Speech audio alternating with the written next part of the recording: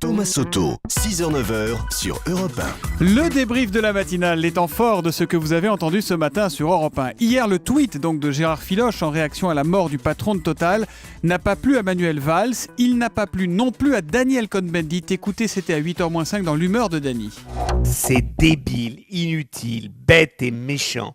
C'est une posture haine de classe d'un vieux trotskard qui a viré au social-démocratisme dur et maintenant nous fait le jeu de celui qui est les grands capitalistes et tout ça. Mais c'est d'une débilité incroyable. Vraiment, ça ne fait pas avancer la cause du socialisme en France. L'humeur de Dany ce matin est aussi la mienne, nous dit M d'un jour sur Twitter avec le hashtag E1matin.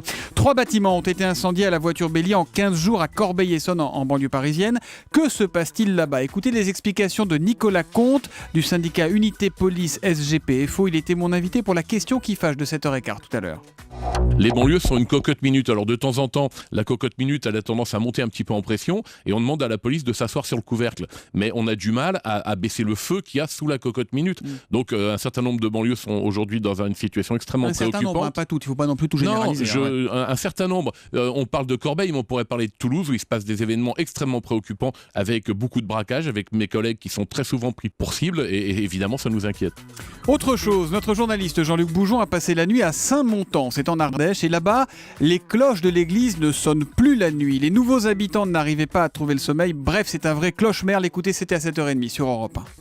Le clocher qui sonne, c'est tout simplement pas possible. On peut pas dormir, on est réveillé toutes les heures par les cloches. Surtout à partir de 3-4 heures, quand à 4 heures ça sonne 8 fois, à 5 heures ça sonne 10 fois. C'est un droit au sommeil qu'on réclame tout simplement, quoi. Sacrilège s'étrangle les anciens du village, comme Monsieur Armand. Je suis très en colère, oui. Il y a 86 ans que je suis ici, et elles ont toujours sonné. Il n'y a qu'à mettre des boules de pièces.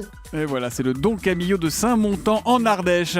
Et puis c'est aujourd'hui que nous connaîtrons les différentes étapes du Tour de France. Un sujet qui vous passionne. On a beaucoup de questions là-dessus au 39-21 et notamment celle de Denis. Bonjour Denis, vous nous appelez de Léon dans les Côtes-d'Armor. Bonjour donc. Bonjour Thomas. Alors, quelle est votre question? Eh bien moi je voulais savoir pourquoi le Tour de France il ne part jamais ou ne traverse jamais les dom-toms. Parce que ça aussi c'est la France.